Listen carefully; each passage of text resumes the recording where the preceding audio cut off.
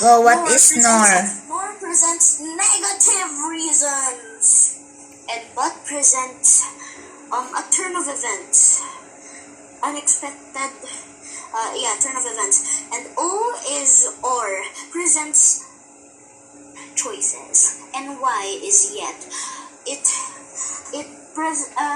shows that something bad happened, but there was an unexpected outcome. Then S is so. S is like,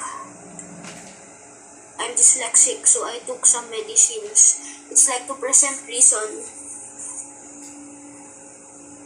How about the subordinating conjunctions?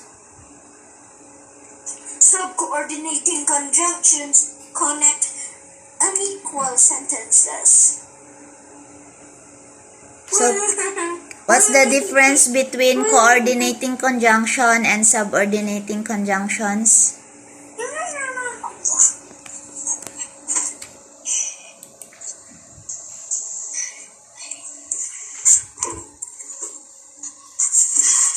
Mom, I'll hide from my computer.